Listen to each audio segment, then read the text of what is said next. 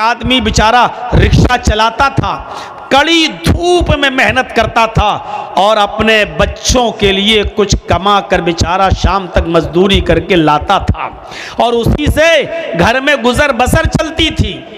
एक दिन ये रिक्शे वाला मेहनत और मजदूरी करके जब थका हुआ घर पे पहुंचा, अपनी बीवी से बोला कि मुझे खाना पेश करो, बहुत तेज भूख लग रही है, मैं मेहनत और मजदूरी करने वाला आदमी हूं।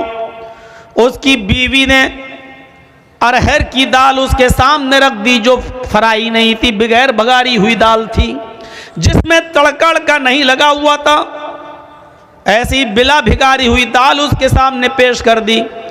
इस आदमी ने नाक और मुंह चढ़ाया और कहा कि मेरी बीवी, कम से कम कुछ तो ख्याल करो अपने शौहर का।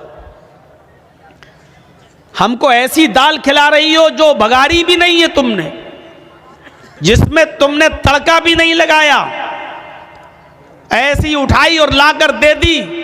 मेहनत करता हूं, मजदूरी करता हूं, सुबह से लेके शाम तक रिक्शा खींचता हूं, पैसेंजर्स को बिठाता हूं, मेहनत और मजदूरी का काम करता हूं। मेरी बीवी, अगर अच्छा नहीं खाएंगे तो ताकत कैसे आएगी मेरे अंदर, और तुमने बिला भिगारी हुई दाल हमको दे दी। उसकी बीवी ने कहा कि मेरे प्यारे शौहर, शुक्र अदा करो कि तुम्हें दाल भी मिल रही है, शुक्र अदा करो कि तुम्हें ताज़ा रोटी भी मिल रही है, जो मैंने अभी अभी बनाकर तुम्हारे सामने गरम गरम रोटी दी है। मेरे प्यारे शौहर, तुम्हें अल्लाह का शुक्र अदा करना चाहिए कि तुम्हें ये दाल भी मिली है, अगरचे बिला भिकारी हुई मिली है, लेकिन मिली तो है। तुमने मुहम्मदुर रसूलुल्लाह सल्लल्लाहु अलैहि वसल्लम की जिंदगी नहीं पढ़ी। हजरत आयशा सिद्दीक़ा फरमाती हैं कि माश रसूलुल्लाह सल्लल्लाहु अलैहि वसल्लम तामन कत्तु, कि अल्लाह के रसूल सल्लल्लाहु अलैहि वसल्लम ने अपनी पूरी जिंदगी में कभी पेट भर कर खाना नहीं खाया।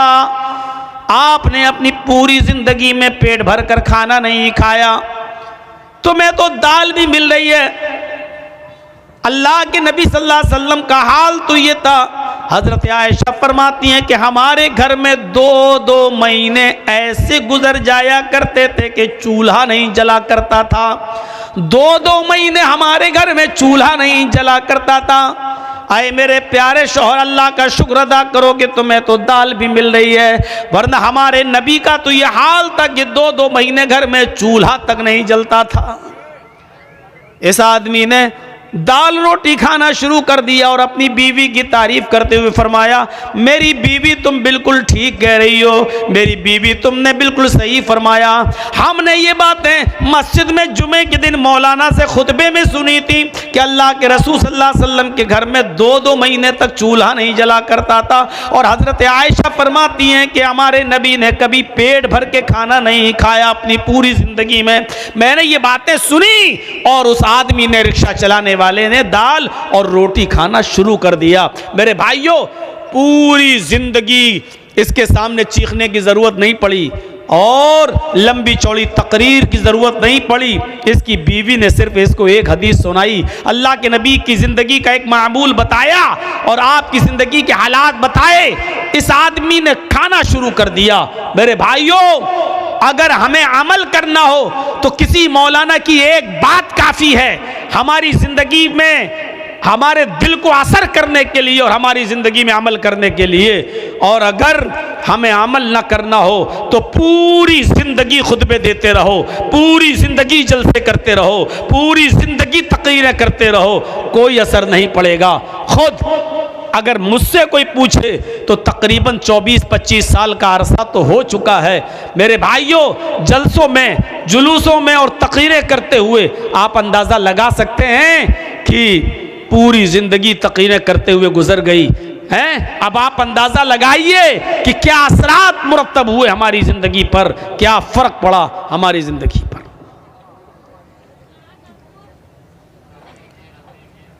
अबुल हाकिम हमीदुद्दीन कुरैशी का नाम सुना होगा।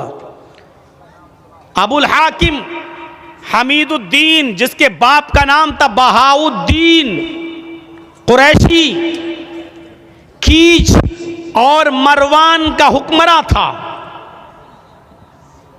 कीज और मरवान का हाकिम गुजरा, बादशाह था, हाकिम वक्त था, और 21 साल तक इसने बड़ी शानदार हुकूमत चलाई।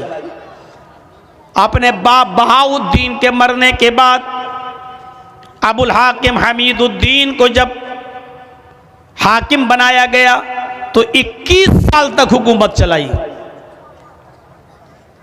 बीचों बीच शहर में, कीज में या मरवान में, इसका एक आलीशान बाग था, गार्डन।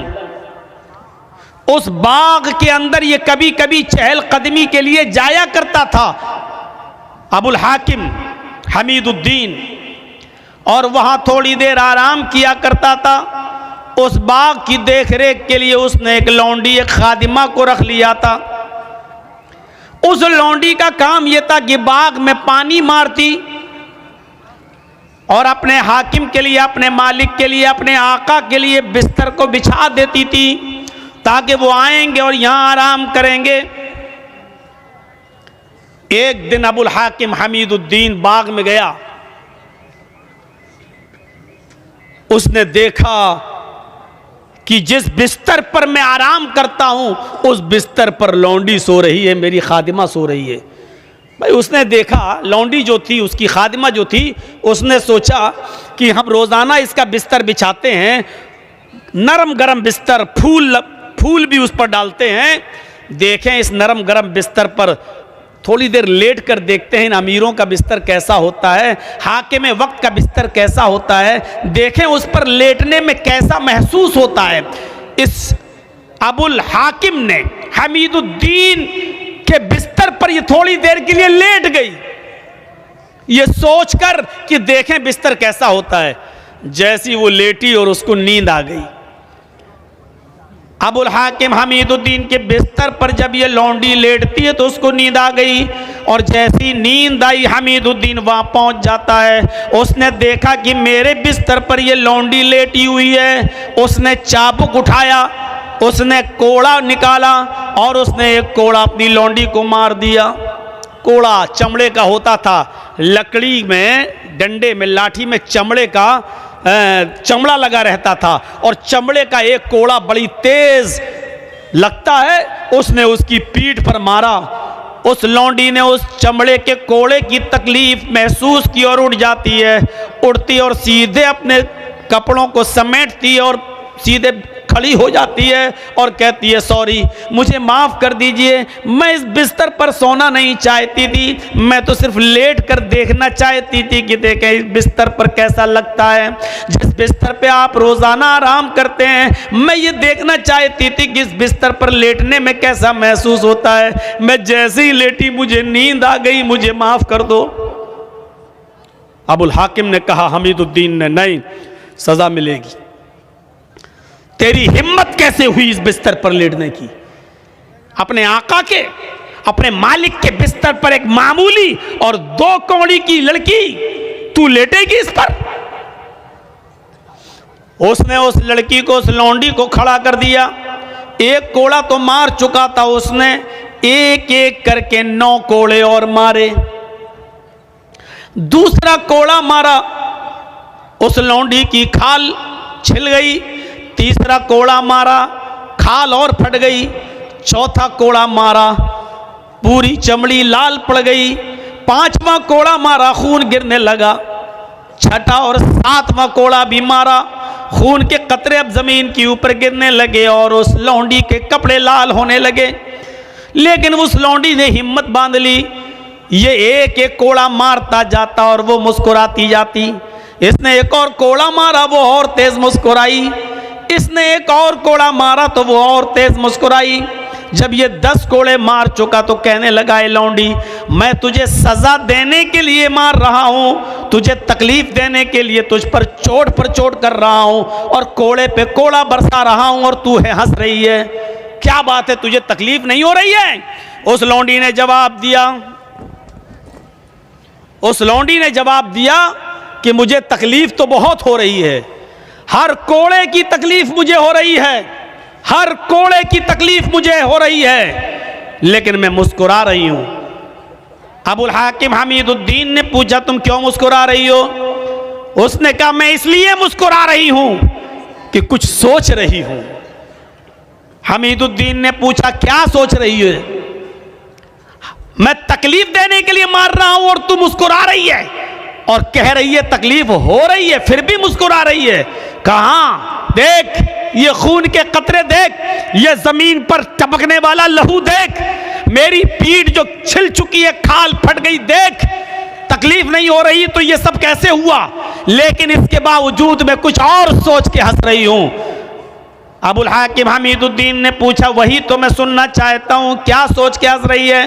उसने कहा मैं ये सोचकर हंस रही हूं कि थोड़ी देर तेरे बिस्तर पर लेट गई तो तेरी अदालत में मुझे ये सजा मिली, थोड़ी देर में तेरे बिस्तर पर सो गई, थोड़ी देर मैंने आराम कर लिया तो तेरी अदालत में मुझे ये सजा मिली। मैं तेरे बारे में सोच रही हूं कि तू तो पूरी जिंदगी ऐशो आराम में रहा है, तू तो पूरी जिंदगी आराम से सोता है, तुझे तो कभी तकलीफ ही नहीं होती। जब थोड़ी देर सोने में तेरी अदालत में ये तकलीफ है, जब थोड़ी देर आराम करने की और आराम से सोने की तेरी अदालत में ये सजा है, तो अल्लाह की अदालत में उस आदमी की सजा क्या होगी जो पूरी जिंदगी ऐशो आराम में सोता है, जिसको कभी कोई तकलीफ नहीं पहुंचती, उसकी सजा अल्लाह की अदालत में क्या होगी?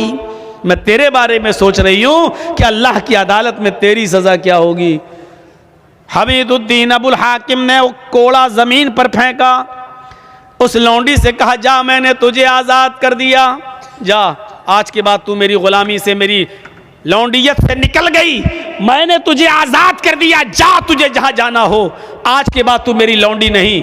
और उसके बाद में हुकूमत छोड़ी, हुक्मरानी को खैराबाद कह दिया, इस्तीफा दे दिया और उलमा की सोहबत में चला गया, बहुत बड़ा दाई बन गया, बहुत बड़ा मुबल्लिग बन गया, लोगों को दावत व तबलीग का फरीज़ा अंजाम देने लगा, लोगों को अल्लाह और उसके रसूल की बातें बताने लगा। और अबुल हाकिम हमीदुद्दीन का इंतकाल जब हुआ तो वो गुमनामी की मौत मरा। आज तक पता नहीं चला कि अबुल हाकिम को हमीदुद्दीन को दफन कहाँ किया गया। फिर उसने शोहरत छोड़ दी, नाम के लिए जीना छोड़ दिया और दावत व तबलीग का फरीज़ा अंजाम देना शुरू कर दिया और पूरी जिंदगी फिर गुमनामी की जिंदगी जिया। इस पूरे वाक़े को बताने का मकसद मेरा सिर्फ यह है कि कोई लंबी चौड़ी तकरीर नहीं हुई थी, बहुत ज़्यादा इसके सामने बातें नहीं रखी गई थी, सिर्फ उस लौंडी ने इतना कहा था कि अगर थोड़ी देर आराम करने की सज़ा तेरी अदालत में मेरी ये है तो तेरी सज़ा अल्लाह की अदालत में क्या होगी जो पूरी ज़िंदगी ऐशो आराम के साथ रहा। इतनी सी बात अबुल हाकिम को हमीदुद्दीन को असर कर जाती है और वो नेक बन जाता है, मुत्तकी बन जाता है, परहेजगार बन जाता है और उसने अपनी ज़िंदगी के अंदर एक इनकलाब पैदा कर लिया है और गुमनामी की ज़िंदगी जीता है और कब मरता है पता नहीं चलता।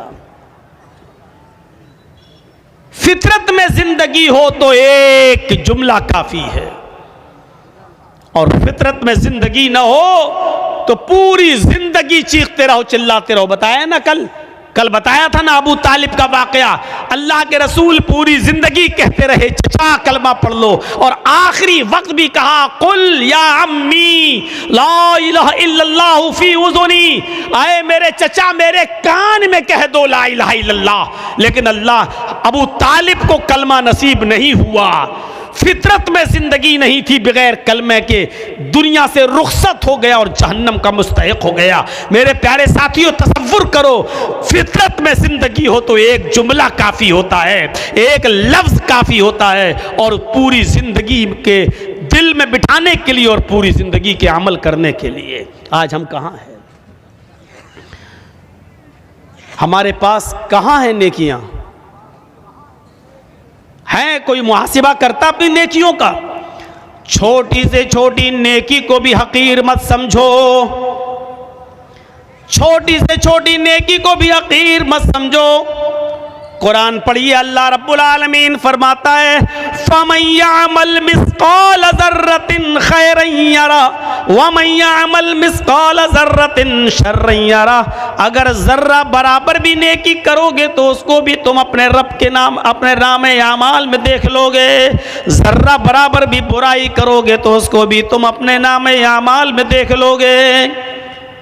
छोटी से छोटी नेकी को भी हकीर मत समझो, इसमें क्या हो जाएगा। कल मैंने बताया था ना, छोटी से छोटी नेकी, रास्ते से गुजर रहे हैं, पत्थर पड़ा हटा दो, कांटा पड़ा हटा दो, ये ना समझो यार ये कोई नेकी है। छोटी से छोटी नेकी को भी हकीर मत समझो। अल्लाह के रसूल एक मरतबा खुतबा दे रहे हैं और औरतों को मुखातब करके कह रहे हैं, या माशरन निसा, आए औरतों की जमात, आए मस्तूरात, आए औरतों, तुम अपने घर में, तुम अपने घर के पड़ोस में रहने वाली किसी पड़ोसन को सदका और खैरात करने में कभी हकारत महसूस मत करना। तुम अपने घर के पड़ोस में रहने वाली पड़ोसन को सदका और खैरात करो, अगरचे कुछ भी देने के लिए ना हो तो एक बकरी का खुर ही दे दिया करो। बकरी का खुर ही क्यों ना हो, बकरी का खुर, बकरी जिससे चलती है, ये पैरों का ये निचले वाला हिस्से को खुर कहा जाता है ना। ये अरब के अंदर सबसे घटिया चीज मानी जाती थी, सबसे कमतर चीज समझी जाती थी। तो अल्लाह के नबी सल्लल्लाहु अलैहि वसल्लम कह रहे हैं कि आए औरतों, अपने पड़ोसन को सदका और खैरात करो, अगरचे बकरी का खुर ही क्यों ना हो, बकरी का खुर भी तुम्हें देना पड़े तो दे दो, सदका और खैरात करो, दो तुम उनको, सदका और खैरात करो। इस नेकी को हकीर मत समझो। आइए और एक और रिवायत की तरफ मैं तुम्हें लेके चलता हूं। बुखारी की रिवायत है, अल्लाह के नबी सल्लल्लाहु अलैहि वसल्लम फरमाते हैं, फत्तकुन्नार वलौ बिशिक्की तमरा, वलौ बिशिक्की तमरा पर गौर करो। फत्तकुन्नार, लोगों तुम अपने आप को जहन्नम से बचाओ, अपने आप को जहन्नम से बचाओ, आग से बचाओ, दोज़ख से बचाओ। कैसे बचाओ? वलौ बिशिक्की तमरा, अगरचे तुम्हें खजूर का टुकड़ा ही देना पड़े, उसको भी अल्लाह के राह में सदका और खैरात करो। खजूर तो बड़ा हो गया, ये खजूर है, ये खजूर नहीं है तुम्हारे पास, आधा खजूर है या उसका एक टुकड़ा है तुम्हारे पास, चौथाई हिस्सा, 1/4 डेट, 1/4 खजूर, एक खजूर का भी चौथाई हिस्सा है आपके पास। अल्लाह के नबी कह रहे हैं कि अगर वो भी तुम्हारे घर पे रखा है, फाजिल है, तो वलौ बिशिक्की तमरा, तो वो भी किसी न किसी गरीब को या गरीब के बच्चे को दे दो, खिला दो उसको, अपने आप को जहन्नम से बचाओ। खजूर के टुकड़े की हैसियत क्या है? कोई आदमी खजूर का टुकड़ा देगा, पूरा खजूर दे देगा। अल्लाह के नबी कह रहे हैं खजूर तो छोड़ो, वलौ बिशिक्की तमरा, अगर तुम्हारे पास खजूर का टुकड़ा ही हो तो उसको भी दे दो। यानी इस नेकी को भी हकीर मत समझो। अरे यार क्या है मेरे पास, ये इसका क्या हो जाएगा, एक खजूर का टुकड़ा देंगे तो इसका क्या पेट भर जाएगा, बेचारे का क्या भरेगा? नहीं, अल्लाह के नबी उकसा रहे हैं, उभार रहे हैं, अगर तुम्हारे पास खजूर का टुकड़ा हो तो तुम उसको भी सदका और खैरात करके अपने आप को जहन्नम से बचाओ। फत्तकुन्नार वलौ बिशिक्की तमरा, अपने आप को दोज़ख से, जहन्नम से बचाओ, अगरचे तुम्हारे पास खजूर का टुकड़ा ही क्यों ना हो, सदका और खैरात करने के लिए करो। वो हदीस याद है ना, बुखारी की हजरत आयशा फरमाती है कि मेरे पास एक मांगने वाली आई, जाअतनी साइला, मेरे पास मांगने वाली आई, वमाअहा सबियान, उसके साथ 2 छोटे छोटे बच्चे थे।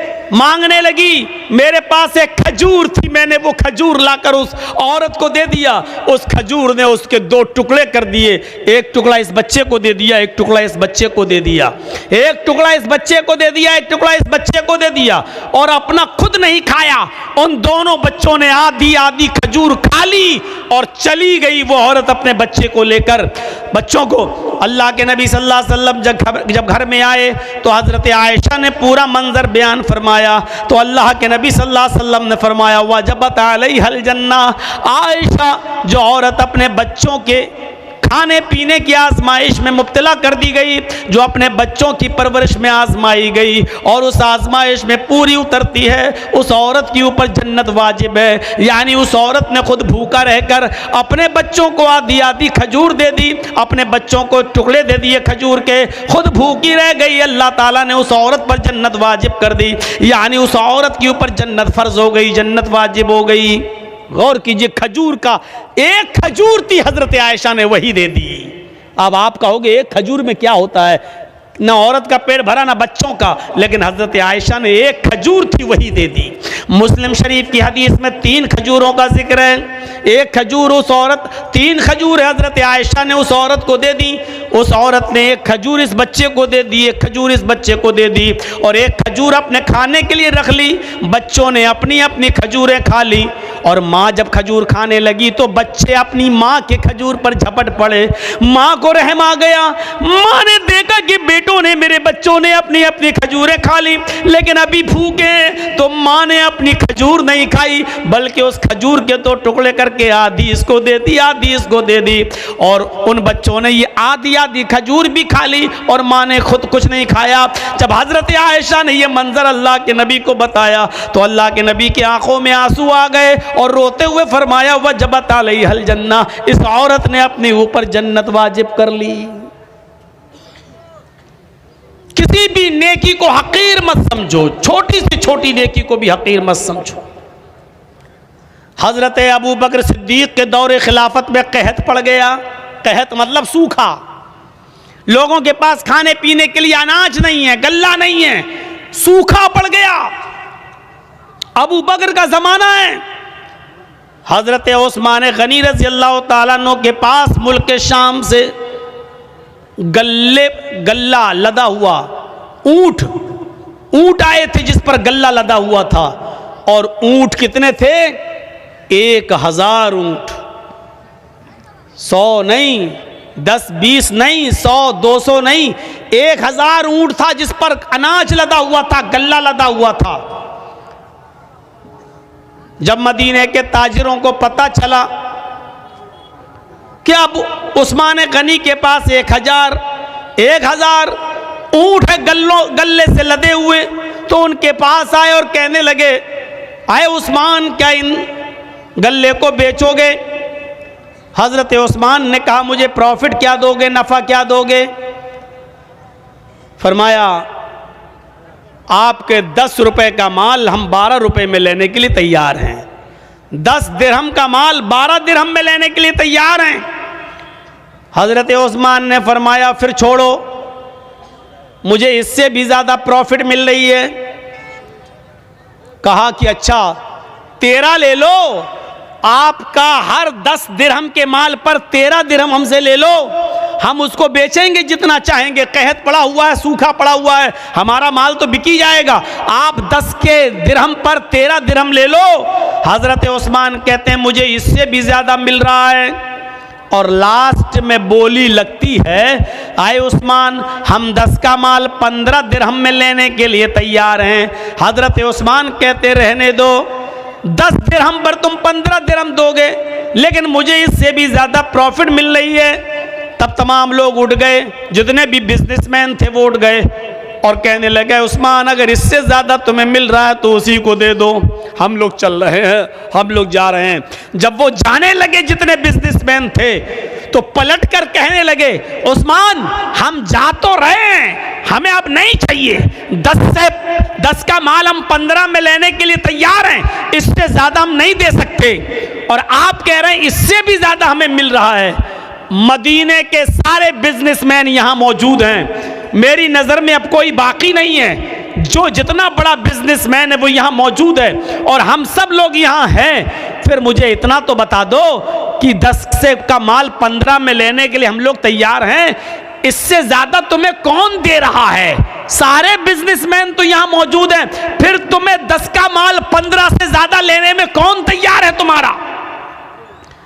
हजरत उस्मान मुस्कुराते हुए जवाब देते हैं कि अल्लाह, मेरा अल्लाह मुझे इससे भी ज्यादा प्रॉफिट दे रहा है। तुम मेरे 10 दिरहम के माल को 15 में खरीदोगे, और मेरा अल्लाह एक दिरहम का माल 10 दिरहम में ले रहा है, तुम 10 का 15 दोगे और मेरा रब 10 का 100 दे रहा है, एक का 10 दे रहा है। तुम 10 दिरहम का माल 15 दिरहम में ले रहे हो और मेरा रब 10 दिरहम का माल 100 दिरहम में ले रहा है।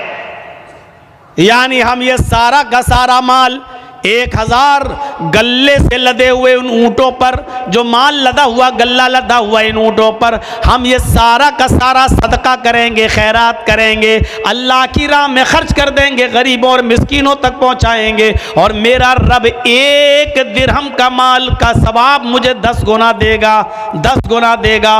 यानी 10 दिरहम का सवाब हमें 100 दिरहम के बराबर देगा। 1000 गल्ले से लदे हुए ऊंटों के सदके का सवाब 10 गुना बढ़ाकर, आप गौर करो, 1000 का 10 गुना बढ़ा दो तो 10,000 गल्ले से लदे हुए ऊंटों का सदका करने का सवाब हमें मिलेगा। इसलिए आप जाइए, हमें आपको माल नहीं बेचना है। मैंने कहा छोटी से छोटी नेकी को भी हकीर मत समझो। देखो हजरत उस्मान गनी को 10 का 15 मिल रहा था, लेकिन इसके बावजूद गरीबों में और मिस्कीनों में सारा का सारा माल लुटा दिया, खर्च कर दिया, फी सबीलिल्लाह दे दिया। अब देखो यहाँ तो मदरसों के लिए, ताउन के लिए कितना मनाना पड़ता है, कितने झांसे देना पड़ते हैं, कितना बोतल में उतारना पड़ता है, तब जाकर 100 रुपये और 200 रुपये और 500 रुपये और 1000 रुपये हमारी जेब से निकलते हैं। हजरत उस्मान गनी की सखावत से सीखो। 1000 गल्ले से लदे हुए ऊंट, ये भी नहीं कहा चलो एक ऊंट का माल हम खर्च कर देते हैं अल्लाह की राह में, नहीं, पूरा का पूरा 1000 ऊंट गल्ले से लदे हुए सब का सब खर्च कर दिया और सब का सब सदका और खैरात कर दिया। ये जज्बा था, ये जज्बा था हजरत उस्मान गनी का। छोटी से छोटी नेकी को भी हकीर मत समझो। हजरत अबू बकर सिद्दीक के दौरे खिलाफत में, हजरत अबू बकर सिद्दीक के दौरे खिलाफत में हजरत उमर का मामूल ये था कि रात में उठते, सुनिए, रात में उठते और तहज्जुद की नमाज पढ़ने के बाद फजर की नमाज से पहले, फजर की नमाज से पहले तहज्जुद की नमाज पढ़ने के बाद वो रात में निकल जाते और एक बूढ़ी औरत के घर पे जाते, उसके बर्तन साफ कर देते, उसके कपड़े धुल देते और उसके घर में झाड़ू लगा दिया करते थे। किसी नेकी को हकीर मत समझो। हजरत उमर फारूक का मामूल देखिएगा, क्या कर रहे हैं, तहज्जुद की नमाज पढ़ी फजर की नमाज से पहले और फिर चले गए, एक बूढ़ी औरत के घर गए, उसके बर्तन मांज दिए, उसके कपड़े धुल दिए और उसके घर में झाड़ू लगा दिए। ये उनका मामूल था, रोजाना ये काम किया करते थे। एक दिन तहज्जुद की नमाज पढ़ के फजर की नमाज से पहले पहुंचे, घर में जब घुसे तो क्या देखते हैं, बर्तन साफ हैं। कपड़े धुलना चाहा बूढ़ी औरत के, क्या देख रहे हैं, कपड़े धुले हुए पड़े हुए हैं। झाड़ू ली कि झाड़ू से घर साफ कर दे, तो क्या देखते हैं, घर में झाड़ू लग चुकी है। पूछा माँ कौन था, ये आज घर में सफाई कैसे हो गई? कहा बेटे मैं क्या जानूं, मैं तो आंखों से अंधी हूं, नाबीना हूं, मुझे क्या मालूम, मैं तो समझी कि तुम ही आए हो, बर्तन तुम मांज रहे हो, झाड़ू तुम लगा रहे हो, कपड़े तुम धुल रहे हो। कहा माँ मैं नहीं था। कहा बेटे मुझे नहीं मालूम फिर कौन था। हजरत उमर फारूक दूसरे दिन भी यही टाइम पर आए तो क्या देखते हैं, दूसरे दिन भी बर्तन मांजे जा चुके हैं। क्या देखते हैं कि दूसरे दिन भी बर्तन मांज कर खत्म हो, बर्तन मांजे जा चुके हैं, झाड़ू लग चुकी है, कपड़े धुले हुए हैं। हजरत उमर समझ गए, उमर कोई है जो तुमसे पहले आता है, कपड़े धुल जाता है, बर्तन साफ कर जाता है, झाड़ू लगा जाता, कोई है जो तुमसे पहले भी ये काम कर जाता है। पता लगाना चाहिए कि कौन है। अब हजरत उमर जासूसी करने लगे, चुपके से देखें कि कौन है। तो तहज्जुद की नमाज पढ़ के आए और चुपके से छिप गए एक दरख्त की आड़ में। क्या देखते हैं कि एक शख्स अपना चेहरा छुपाया हुआ चादर से आता है रात के अंधेरे में और उसी बूढ़ी औरत के घर में चला जाता है, बर्तन मांजता है, झाड़ू लगाता है, कपड़े साफ करता है और उसके बाद में जब वहां से निकलता है तो जैसे ही वो घर से निकलता है हजरत उमर फारूक ने उसको पकड़ लिया। रुकिए, अपना चेहरा खोलिए तो कौन है आप? ये मेरा काम आप कैसे कर रहे हैं? अब उसने कहा ये मेरा तेरा क्या लाया है, तुम पहले आ जाओ, तुम कर लो, हम पहले आ जाएं, हम कर लें, चेहरा नहीं दिखा सकता। हजरत उमर ने कहा तुम्हें अल्लाह का वास्ता चेहरा खोलो, मैं देखना चाहता हूं कि मुझसे भी पहले ये काम कौन करने आता है। जब अल्लाह का वास्ता दिया और जब चेहरा खोला तो क्या देखते हैं कि वो कोई और नहीं, हजरत अबू बकर सिद्दीक रज़ी अल्लाह तआला अन्हु खलीफा हैं। अरे आज आपके इलाके का चीफ मिनिस्टर किसी गरीब के कपड़े क्या धुलेगा? आपके यहाँ का मामूली मुखिया और सरपंच भी, आपके इलाके का मामूली मुखिया और मामूली सरपंच भी किसी गरीब के, किसी बूढ़ी औरत के कपड़े अपने हाथ से नहीं धुल सकता है। हजरत अबू बकर सिद्दीक रज़ी अल्लाह तआला अन्हु खलीफतुल मुस्लिमीन हैं, खलीफतुल मोमिनीन हैं। और क्या हजरत उमर देखते हैं कि कौन कपड़े साफ कर रहा है? अबू बकर सिद्दीक। कौन है अबू बकर सिद्दीक जो बर्तन मांज रहे हैं? कौन है जो घर में झाड़ू लगा रहा है? अबू बकर सिद्दीक। मेरे प्यारे साथियों, मैं बताना यही चाहता था कि किसी भी नेकी को हकीर मत समझो, छोटी से छोटी नेकी, ये झाड़ू लगाना मेरे भाइयों एक मामूली नेकी है, लेकिन हजरत अबू बकर सिद्दीक झाड़ू लगा रहे हैं। बर्तन मांज देना कोई बहुत बड़ा काम नहीं है। अगर किसी आदमी को अपनी इंसल्ट का ख्याल हो तो भले ही ना मांजे, वरना बर्तन मांजना कोई बहुत बड़ा काम नहीं है। बर्तन मांज देना, कपड़े धुल देना, झाड़ू लगा देना, ये कोई बहुत बड़ा काम नहीं है। लेकिन हजरत अबू बकर इन कामों को भी हकीर नहीं समझा करते थे, हजरत उमर इन कामों को भी हकीर नहीं समझा करते थे। इसलिए फरमाया कोई भी छोटा सी छोटी नेकी को भी हकीर मत समझो। खजूर ना हो, खजूर का टुकड़ा ही सदका खैरात करो। मेरे प्यारे साथियों, इन चीज़ों को अपने जहन में रखिए, इन चीज़ों को अपने जहन में रखिए। मुसलमान वो होता है जो छोटी से छोटी नेकी को भी मामूली नहीं समझता है, और मुसलमान मोमिन वो होता है जो छोटे से छोटा गुनाह को भी पहाड़ समझता है। एक चीज याद रखिएगा, मुसलमान कौन होता है जो छोटी से छोटी नेकी को भी हकीर ना समझे। मुसलमान कौन होता है जो छोटे से छोटे गुनाह को पहाड़ के बराबर समझे, बहुत बड़ा समझे। और मुनाफिक कौन होता है जो बड़े से बड़े गुनाह को भी मामूली समझे। मुनाफिक कौन होता है जो बड़े से बड़े गुनाह को भी ये समझे कि नाक पर मक्खी बैठी थी, ऐसे उड़ाया और उड़ गई। यानी बड़े से बड़े गुनाह को भी वो समझता है जैसे नाक पर बैठी हुई मक्खी को उड़ा दिया। ये मुनाफिक होता है, मुनाफिक। अंदाजा लगा रहे हैं आप? मुसलमान कभी छोटी से छोटी नेकी को भी हकीर नहीं समझता, और कोई छोटे से छोटे गुनाह को भी मामूली नहीं समझता, बल्कि बहुत बड़ा गुनाह समझता है। सहाबा-ए-किराम फरमाते हैं, आए लोगों, जिन गुनाहों को तुम मामूली समझकर कर जाते हो, हम अल्लाह के नबी के ज़माने में, हम रसूलुल्लाह सल्लल्लाहु अलैहि वसल्लम के ज़माने में, हम छोटे से छोटे और मामूली से मामूली गुनाह को भी पहाड़ के बराबर समझा करते थे, पहाड़ के बराबर जाना करते थे। हम नबी अकरम सल्लल्लाहु अलैहि वसल्लम के ज़माने में मामूली से मामूली गुनाह को भी पहाड़ के बराबर समझा करते थे।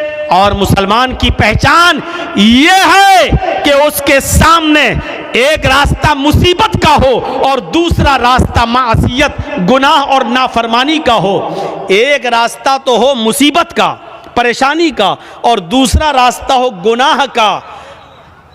तो मुसलमान वो होता है जो मुसीबत के रास्ते को इख्तियार कर लेता है, लेकिन गुनाह के रास्ते को इख्तियार नहीं करता। अब मैं मिसाल दूंगा, जरा सुनिएगा मेरे प्यारे साथियों। मुसलमान वो होता है जिसके सामने अगर दो रास्ते आ जाएं, एक तरफ परेशानी का रास्ता, मुसीबत का रास्ता, और दूसरी तरफ गुनाह का रास्ता। कोई काम करने में परेशानी है और उस काम को न करने में ऐशो आराम है, ऐशो आराम है, लेकिन गुनाह है, तो मुसलमान वो होता है जो परेशानी और मुसीबत का रास्ता इख्तियार करता है। हजरत यूसुफ अलैहिस्सलातु वस्सलाम को देखिए, छोटे हैं, बच्चे हैं, और उनके भाइयों ने बरगला लिया अपने माँ बाप को, अपने बाप याकूब अलैहिस्सलाम को बहका लिया। है हमारे अब्बू, हम यूसुफ को अपने साथ ले जाते हैं जंगल में, हमारे साथ खाएगा, पिएगा, खेलेगा, दौड़ेगा, आप यूसुफ को अपने पास रखते हैं हर वक्त, हमारे साथ भी तो उसको मार भेजिए, जरा सैरो तफरी करे, चले फिरे, घूमे, टहल कर देखे। और बाप ने बहुत मना किया, लेकिन बेटों ने मना लिया, और बाप ने हजरत यूसुफ अलैहिस्सलातु वस्सलाम को भाइयों के साथ, बेटों के दूसरे बेटों के साथ भेज दिया कि जाओ, ले जाओ, लेकिन याद रखना, ख्याल रखना यूसुफ का, छोटा बच्चा है, देखो। और जब ये लोग जंगल के अंदर पहुंच जाते हैं तो अब सलाह मशवरा करते हैं कि यूसुफ को क्या करें। फिर एक हतमी फैसला करते हैं कि मारना ठीक नहीं है, कत्ल करना ठीक नहीं है, यूसुफ को हम एक वीरान कुएं में डाल देते हैं, यूसुफ को हम एक अंधे कुएं में फेंक देते हैं, कोई आएगा और उठाकर यूसुफ अलैहिस्सलाम यूसुफ को ले जाएगा, फिर वो अपने यहाँ पालेगा, पोसेगा, बड़ा करेगा, हमें क्या मतलब, हमसे तो एक मुसीबत टल जाएगी। हमारे वालिदैन, हमारे माँ बाप, हमारे बाप याकूब यूसुफ से मोहब्बत करते हैं और वो जगह हमें अपने दिल में नहीं देते जो यूसुफ का मकाम है। फिर उन लोगों ने आज़्म मुसम्मम कर लिया और यूसुफ अलैहिस्सलातु वस्सलाम को एक कुएं के अंदर फेंक दिया, कुएं में डाल दिया, और रोते हुए अपने घर आते हैं। एक यूसुफ अलैहिस्सलाम की कमीज उतार ली, उनका कुर्ता उतार लिया, और एक बकरी को ज़िबा करके बकरी का झूठा खून, बकरी का खून उस कमीज में लगा कर ले आए। और जब अपने घर पे आते हैं तो अपने अब्बा से कहते हैं, याकूब अलैहिस्सलाम से कहते हैं, या आबाना, आए हमारे अब्बू जान, इन्ना ज़हबना नस्तबिकु व तरकना यूसुफ इंद मताइना फ़अकलहु ज़िब। आए अब्बू जान, हम यूसुफ अलैहिस्सलातु वस्सलाम को ले गए और हम खेल कूद में लग गए, नस्तबिकु, हम खेल कूद में लग गए, हम दौड़ भाग में लग गए, व तरकना यूसुफ इंद मताइना, और यूसुफ को अपने सामान के पास छोड़ दिया कि तुम इसकी देख रेख करना। हम लोग इधर उधर खेल कूद में लग गए, फ़अकलहु ज़िब, भेड़िया आया और भेड़िया यूसुफ अलैहिस्सलाम को खा गया। भेड़िया आया और भेड़िए ने यूसुफ को फाड़ दिया। आए हमारे अब्बू, आप हमारी बात पर ईमान क्यों लाएंगे, आप हमारी बात क्यों मानेंगे। वमान बिमुमिन लना, आप हमारी बात क्यों मानेंगे। वलौ कुन्ना सादिकीन, अगरचे हम सच्चे ही क्यों ना हो, हम सच बोल रहे हैं, फिर भी आपको हमारी बात का यकीन नहीं होगा। अपने माँ बाप से ये बात कह दी याकूब अलैहिस्सलाम से। इधर एक काफिला आया, सुनिए, इधर एक काफिला आया, उसको प्यास लगी तो कुएं के पास चला गया, उसने डोल डाला, डोल, और उस यूसुफ अलैहिस्सलाम उस डोल में बैठ गए। उसने जब खींचा तो डोल भारी लगा, उसने झांक कर देखा तो एक छोटा बच्चा पड़ा हुआ है यूसुफ। उसने काफिले वालों को खुशखबरी सुनाई, या बुशरा हाजा गुलाम, आए काफिले वालों खुशखबरी सुनो, ये तो एक बच्चा पड़ा है, यहाँ तो एक लड़का पड़ा हुआ है, बच्चा, बड़ा खूबसूरत बच्चा यहाँ कुएं में पड़ा हुआ है। निकाला, मिस्र के बाजार में ले गए और वहां उस बच्चे को बेच दिया गया। और जानते हो, इतना खूबसूरत बच्चा यूसुफ अलैहिस्सलाम, जिनकी खूबसूरती का जिक्र कुरान में मौजूद, लेकिन इस खूबसूरत बच्चे की कीमत भी क्या लगी मिस्र के बाजार में, जानते हो? उनको पैसा चाहिए था। कहते नहीं कि कोई चोरी का माल हो या ऐसा कोई माल हो तो आदमी जल्दी हटाता है। कभी कभी 20,000 का मोबाइल 2,000 में दे के चला जाता है कि जल्दी हटे, जल्दी से निकले, और पकड़ा जाए तो दूसरा पकड़ा जाए, हम ना पकड़े जाएं। ऐसी उन्होंने देखा कि ये यूसुफ हमें मिले तो जल्दी से इनको हटा दिया जाए। और मिस्र के बाजार में जब बोली लगी तो जानते हो, बहुत कम कीमत में उनको बेच दिया गया। वशरऊहु बिसमनिन बख्सिन दराहिम मादूदा। कुरान के अल्फाज देखो मेरे भाइयों, उन लोगों ने चंद सिक्कों में यूसुफ को बेच दिया, चंद टकों में, चंद खोटे सिक्कों में यूसुफ को बेच दिया। लो, यूसुफ अलैहिस्सलाम बादशाह मिस्र के मेहमान बने। धीरे धीरे बादशाह मिस्र के पास पहुंचे। बादशाह मिस्र ने अपनी बीवी से कहा, यह बच्चा है, इसकी देखरेख करो, आगे चलकर हो सकता है कि हम इसको बेटा बना लें। देखो, इसकी खिदमत करो, देखभाल करो। और बादशाह मिस्र के घर में यूसुफ की परवरिश होने लगी। धीरे धीरे बड़े होते गए और एक दिन आया कि यूसुफ अलैहिस्सलातु वस्सलाम अपनी जवानी को पहुंच गए। यहां खूबसूरती अपनी कयामत बर्पा कर रही थी और यहाँ यूसुफ अलैहिस्सलातु वस्सलाम जवान हो गए। और उधर बादशाह मिस्र की बीवी का दिल हचकोले लेने लगा। वो इस गुलाम पर, यूसुफ अलैहिस्सलातु वस्सलाम पर अंदर ही अंदर दिलो जान से फरेफ्ता थी, दिलो जान से कुर्बान थी। धीरे धीरे ये चर्चा मिस्र की औरतों में होने लगा। और मिस्र की औरतें और औरतों में किसी बात का चर्चा बहुत जल्दी होता है। कोई भी बात हो, अगर आपको बहुत जल्दी फैलाना हो तो बस 2-4 औरतों में फैला दो, शाम तक होते होते पूरे गांव में ऑटोमेटिक फैल जाएगी। ये बात मिस्र की औरतों में फैल गई। ओ बादशाह की बीवी, ओहो, अपने गुलाम पे मरती है, अपने गुलाम को दिल दे बैठी है, अपने गुलाम के साथ मुंह काला करना चाह रही है, अपने गुलाम के साथ ये हरकत करती है। बादशाह मिस्र की बीवी के चर्चे जब मिस्र की औरतों में होने लगे तो उस औरत ने, यानी बादशाह की बीवी ने, सारी औरतों को दावत दे दी। गौर कीजिए, सारी औरतों को दावत दे दी, सबके सामने फल रख दिए, सबको छुरियां दे दी। और जब वो फलों को काटने लगी तो उस औरत ने, बादशाह मिस्र की बीवी ने यूसुफ अलैहिस्सलाम से कहा, आए यूसुफ, इन औरतों के सामने से गुजर जाओ। यूसुफ अलैहिस्सलाम उन औरतों के सामने से गुजर रहे हैं। अपनी मालिकन की बात मानना पड़ेगी।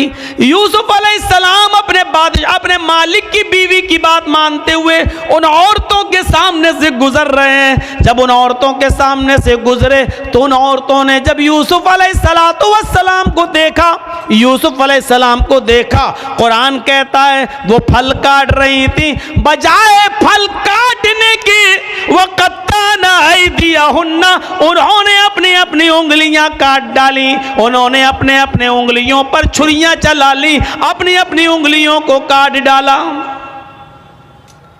और जब यूसुफ पर नजर पड़ी तो चीख पड़ी, मा हाज़ा बशरुन इन हाज़ा इल्ला मलकुन करीम। ये कोई इंसान नहीं है, मा हाज़ा बशर, ये कोई इंसान नहीं है, इन हाज़ा इल्ला मलकुन करीम, नहीं, ये तो एक मुअज़्ज़ज़ और मुकर्रम फरिश्ता नजर आता है, ये कोई इंसान लगता ही नहीं है। देखो कितना खूबसूरत है, कितना हसीनो जमील है, ये कोई इंसान नहीं, ये तो कोई बुजुर्ग फरिश्ता नजर आ रहा है। मतलब समझ रहे हैं? अभी सिर्फ बादशाह की बीवी फरेफ्ता थी यूसुफ पर, अब मिस्र की सारी औरतों ने दिल दे बैठा यूसुफ को। हर औरत चाहने लगी कि यूसुफ हमारे हो जाएं, यूसुफ हमारे हो जाएं। एक फितना खड़ा हो गया। अब बादशाह की बीवी ने कहा, देखा, देख लिया तुमने, अब बताओ इसमें मेरी क्या गलती है? इसको मैंने बहुत बहकाया, अपनी तरफ माइल किया, लेकिन ये बचा रहा, लेकिन ये बचा रहा। और फिर यूसुफ के सामने धमकी देती है बादशाह की बीवी। आए और तो आए मिस्र वालियों सुनो, अगर यूसुफ ने मेरी बात नहीं मानी, मेरी ख्वाहिश पूरी नहीं की, मैं इससे जो चीज चाहती हूं, अगर मेरा मतालबा इस बच्चे ने, इस लड़के ने, इस गुलाम ने अगर पूरा नहीं किया तो ये जेल में सड़ेगा या सख्त से सख्त सजा मैं इसको दिलाऊंगी, सख्त से सख्त सजा दिलवाऊंगी या जेल में सड़ेगा। अब यूसुफ अलैहिस्सलाम को जब धमकी मिलती है तो यूसुफ अलैहिस्सलाम के पास दो ही रास्ते थे। एक रास्ता तो ये था मुसीबत का, इस औरत की बात ना माने और जेल में चले जाएं, यह मुसीबत का रास्ता था। मैंने कहा ना, मोमिन के लिए अगर एक तरफ मुसीबत का रास्ता हो और एक तरफ गुनाह का रास्ता हो, मासियत का, तो मोमिन मुसीबत का रास्ता अख्तियार कर लेता है, लेकिन गुनाह का रास्ता अख्तियार नहीं करता। यूसुफ अलैहिस्सलातु वस्सलाम के सामने दो रास्ते थे। या बादशाह मिस्र की बीवी ने कहा कि अगर इसने मेरी बात नहीं मानी तो इसको सख्त से सख्त सजा दिलवाऊंगी या जेल के अंदर सड़ेगा। यूसुफ अलैहिस्सलाम के पास दो ही रास्ते थे। एक रास्ता यह था कि बादशाह की बीवी की बात मान लें और जो वो कह रही है उसकी मर्जी को पूरा कर दें। अगर ऐसा कर लेते, बादशाह की बीवी की बात मान लेते, तो पांचों उंगली घी में थी। बादशाह की बीवी उनको बचाती भी, बादशाह की बीवी उनका ख्याल भी रखती, बादशाह की बीवी उनको तन्हाई का मौका भी देती, बादशाह की बीवी उनकी इज्जत और तकरीम भी करती, बादशाह की बीवी उनको अच्छी तरीके से उनकी हिफाजत भी करती, सब कुछ करती और जो वो चाहते वो उनको मिलता रहता।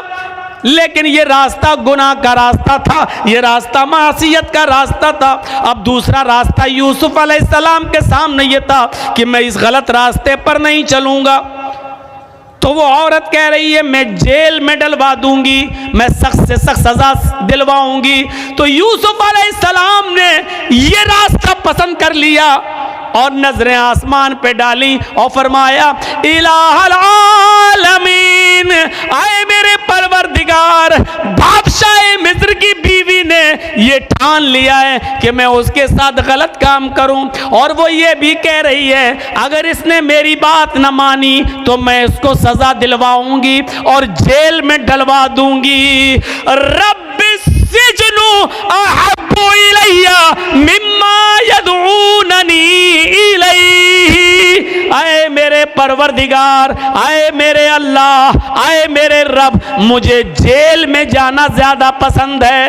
रब्बिस सिजनु अहब्बु इलैया मिम्मा यदऊननी इलैहि, आए अल्लाह मुझे जेल ज्यादा महबूब है, मुझे जेल में जाना ज्यादा पसंद है बनिस्बत उसके जिस बुरे काम की तरफ ये औरतें मुझे बुला रही हैं और बादशाह मिस्र की बीवी मुझे चाह रही है। इस काम के करने से बेहतर और ज्यादा अच्छा मेरे लिए यह है कि मैं जेल में चला जाऊं।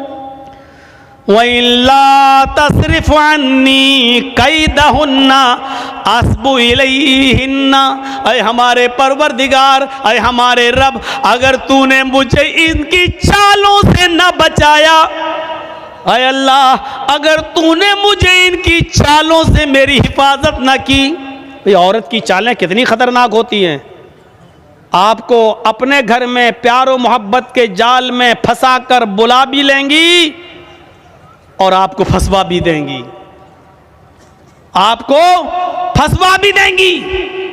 तो इसीलिए यूसुफ अलैहिस्सलाम क्या कह रहे हैं, व इल्ला तस्रिफ अन्नी कैदहुन्ना, ऐ अल्लाह मुझे जेल जाना ज्यादा महबूब है, ज्यादा पसंद है। बनिस्बत उसके जिस बुरे काम की तरफ ये मुझे बुला रही हैं, आय अल्लाह अगर तूने मुझे इनकी चालों से महफूज न किया, अगर तूने मुझे इनकी चालों से न बचाया, अस्बु इलैहिन्ना, तो मैं भी इनकी तरफ झुक जाऊंगा, मैं भी इनकी तरफ माइल हो जाऊंगा, मैं भी इनके साथ गलत काम कर बैठूंगा, वाकुम मिनल जाहिलीन, और मैं जाहिलों में नादानों में से हो जाऊंगा। अय अल्लाह मैं जाहिलों और नादानों में से हो जाऊंगा, इसलिए अल्लाह मुझे इनके शर्र फितन से और इनकी चालों से तू मेरी हिफाजत फरमा। इस वाक़े की रोशनी में जो कुरान की आयत से मैंने साबित किया है, क्या पता चलता है मेरे भाइयों कि मोमिन वो होता है कि जिसके सामने एक तरफ मुसीबत का रास्ता हो और एक तरफ गुनाह का रास्ता हो, तो वो मुसीबत को उठाना और परेशानी को मोल लेना ये ज़्यादा बेहतर समझता है, लेकिन गुनाह को अख्तियार नहीं करता है। ये मोमिन की निशानी है। हमारे और आपके पास ये निशानियां हैं। क्या हम मोमिन हैं? क्या हम ऐसा करते हैं? इसलिए याद रखिए मेरे साथियों, गुनाहों की दलदल से बचिए, गुनाहों की दलदल से बचिए और अल्लाह रब्बुल आलमीन को पुकारते रहिए, अपने गुनाहों की तौबा और माफी मांगते रहिए कि अल्लाह रब्बुल आलमीन फरमाता है, कुल या इबादियल्लज़ीना असरफू अला अनफुसिहिम ला तक़नतू मिर रहमतिल्लाह। आए मोहम्मद सल्लल्लाहु अलैहि वसल्लम मेरे बंदों से कह दो, या इबादियल्लज़ीना असरफू अला अनफुसिहिम, आए अल्लाह के बंदो, अगर तुमने गुनाह कर करके, अगर तुमने जुल्म कर करके, अगर तुमने अय्यारियों मक्कारियां कर करके गुनाह कर डाले और जमीन व आसमान भी भर लिए, अपनी जानों पर तुमने जुल्म किया, अपनी जानों पर तुमने जुल्म किया है और तुम हद से आगे बढ़ चुके हो, ला तक़नतू मिर रहमतिल्लाह, कह दो आए अल्लाह के बंदो, अल्लाह की रहमत से ना उम्मीद मत हो जाओ, अल्लाह की रहमत से ना उम्मीद मत हो। अल्लाह रब्बुल आलमीन तुम्हारे गुनाहों को अब भी माफ कर देगा, बशर्त ये कि तुम सच्चे दिल से तौबा करो, इस्तिग़फ़ार करो। मेरे भाइयों याद रखिएगा, मैंने खुतबे मसनूना के बाद जो आयत पढ़ी है वो इसी से मुताल्लिक़ है, तौबा और इस्तिग़फ़ार से। या अय्युहल्लज़ीना आमनू तूबू इलल्लाहि तौबतन नसूहा असा रब्बुकुम अन युकफ्फिरा अन्कुम सय्यातिकुम व युदखिलकुम जन्नातिन तजरी मिन तहतिहल अनहार। अल्लाह रब्बुल आलमीन क्या फरमा रहा है? आए मुसलमानों, आए ईमानों वालों, तुम अल्लाह से खालिस और सच्ची तौबा करो, तूबू इलल्लाहि तौबतन नसूहा। आए ईमानों वालों, तुम अल्लाह से खालिस और सच्ची तौबा करो। खालिस और सच्ची तौबा क्या होती है? तौबतन नसूहा क्या होती है? तौबा के मफहूम में ये दो चीज़ें शामिल, तीन चीज़ें शामिल हैं। अगर कोई आदमी अल्लाह से तौबा करता है और ये तीन चीज़ें उसकी तौबा में शामिल नहीं है तो वो तौबा नहीं है। कोई गुनाह हो गया, अल्लाह तौबा तौबा तौबा तौबा तौबा, ये तौबा नहीं है। बहुत से लोगों को आपने देखा होगा, कोई गुनाह कर बैठे, तौबा तौबा तौबा, ये तौबा नहीं है। तौबतन नसूहा में तीन चीजें शामिल हैं। पहली चीज यह है कि अगर हमसे कोई गुनाह हो रहा है या हो गया तो हमें उस पर नदामत हो, ओह ये हम क्या कर बैठे। पहली चीज, कोई गलती हमसे हो जाए, कोई गुनाह जब हो जाए तो उस पर पहली चीज क्या? नादिम होना, शर्मिंदा होना, ओह ये हमसे क्या हो गया, अल्लाह ये हमसे क्या हो गया, पहली चीज। और दूसरी चीज, जो गुनाह हम कर रहे हैं उसी वक्त उसको छोड़ दें। मान लीजिए शराब पी रहे हैं, 2 ही घूंट पिए थे, हरा ये मुझसे क्या हो गया, तौबा तौबा अस्तगफिरुल्लाह, ये क्या हो गया, ये तो हराम चीज़ है। पहली चीज़ शर्मिंदगी, और दूसरी अब ना पिए, फौरन छोड़ दें, दूर कर दें, तर्के गुनाह फौरन उसी वक्त। और तीसरी चीज़ इसमें क्या शामिल है? आय अल्लाह बहुत बड़ा जुर्म हो गया, आय अल्लाह मैं वादा करता हूँ कि आइंदा कभी शराब को हाथ नहीं लगाऊंगा, आइंदा कभी मैं इस गुनाह को नहीं करूँगा। ये 3 चीज़ें समझ लिया ना? पहली चीज शर्मिंदगी हो, अल्लाह ये मुझसे क्या हो गया। दूसरी चीज उस गलती को, उस गुनाह को फौरन छोड़ दो। अगर कर रहे हो तो उसी वक्त तर्क कर दो, अब ना करो, उसी वक्त छोड़ दो। और तीसरी चीज, आइंदा मुस्तकबिल में, फ्यूचर में फिर कभी वो गलती ना करने का आज़्म और इरादा भी पक्का हो कि अब आइंदा हम ये गुनाह नहीं करेंगे। ये तीन चीजें जब तक हमारी तौबा में शामिल नहीं होंगी, मेरे प्यारे साथियों, हमारी तौबा नहीं होगी। तौबतन, तौबा तो है लेकिन तौबतन नसूहा नहीं है। अल्लाह ने फरमाया, या अय्युहल्लज़ीना आमनू तूबू इलल्लाहि तौबतन नसूहा, आई ईमानो वालो तुम अल्लाह से तौबा करो सच्ची और खालिस। जब तुम सच्ची और खालिस तौबा करोगे तो आसा रब्बुकुम अन युकफ्फिर अन्कुम सय्यातिकुम, तो अल्लाह तुम्हारे गुनाहों को मिटा देगा। आसा रब्बुकुम अन युकफ्फिर अन्कुम सय्यातिकुम, तो अल्लाह तुम्हारे गुनाहों को मिटा देगा। व युदखिलकुम जन्नातिन तजरी मिन तहतिहल अनहार, जब तुम खालिस अल्लाह से सच्ची तौबा करोगे तो अल्लाह तुम्हें ऐसी जन्नतों में दाखिल कर देगा जिसके नीचे नहरें बह रही होंगी, जिसके नीचे नहरें जारी होंगी। तौबा कौन करता है? मुसलमान। तौबा कौन करता है? मोमिन। क्योंकि अल्लाह तबारक व तआला ने इंसान को दोनों सलाहियतें देकर भेजा है। आज मैं तुम्हें एक ऐसी चीज़ बतला रहा हूँ, इसको अगर समझ लिया तो बहुत कुछ समझ लोगे। अल्लाह ने इंसान को दोनों सलाहियतें देकर भेजा है। अल्लाह ने इंसान को अच्छे काम करने की सलाहियत भी दी है और अल्लाह ने इंसान को बुरे काम करने की सलाहियत भी दी है। इंसान को अच्छे काम करने की ताकत भी दी है और बुरे काम करने की भी ताकत दी है। अल्लाह ने इंसान को नेकियां करने की भी सलाहियत दी है और गुनाह की भी सलाहियत दी है। हाँ, और गुनाह करने की सलाहियत दी है तो गुनाहों से बचने की भी सलाहियत दी है। इंसान नेकियां कर सकता है तो बुराई भी कर सकता है, दोनों सलाहियतें हैं। इंसान बुराइयां कर सकता है तो बुराइयों से बचा भी सकता है अपने आप को। ये दोनों सलाहियतें देकर अल्लाह ताला ने इंसान को भेजा है। ये सलाहियत अल्लाह ने फरिश्तों के अंदर नहीं रखी है। अल्लाह ने फरिश्तों को सिर्फ नेकियां करने की सलाहियत दी है, गुनाह करने की सलाहियत फरिश्तों के पास नहीं है। किसी फरिश्ते से कहो जुआ खेल के दिखाओ तो कोई फरिश्ता जुआ नहीं खेल सकता। किसी फरिश्ते को कभी आपने सुना है कि उसने शराब पी? नहीं पी सकता। क्यों? क्योंकि अल्लाह ताला ने फरिश्तों को गुनाह करने की सलाहियत दी ही नहीं है। अल्लाह ने इंसान को गुनाह करने की भी सलाहियत दी और नेकी करने की भी सलाहियत दी, और यही इंसान का कमाल है। कमाल जानते हो? इंसान के मुकम्मल होने की दलील यही है। फरिश्ते मुकम्मल नहीं है, इंसान मुकम्मल है। इसीलिए अल्लाह ताला ने इंसान का दर्जा फरिश्तों से भी बुलंद रखा है। बुलंद, फरिश्तों से भी बुलंद रखा है। क्यों? क्योंकि फरिश्तों ने अल्लाह को देखा, फरिश्तों ने जन्नत देखी, फरिश्तों ने जहन्नम देखी।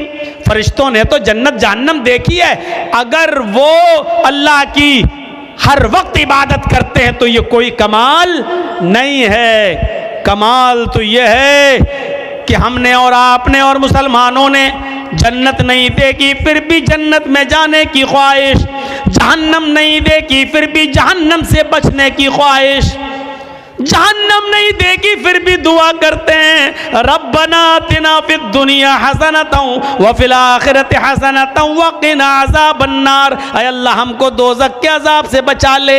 हमने और आपने दोज़ख जहन्नम नहीं देखी फिर भी ये दुआ करते हैं रब्बना सिर्फ अन्ना अज़ाब जहन्नम इन्ना अज़ाबहा काना गरामा।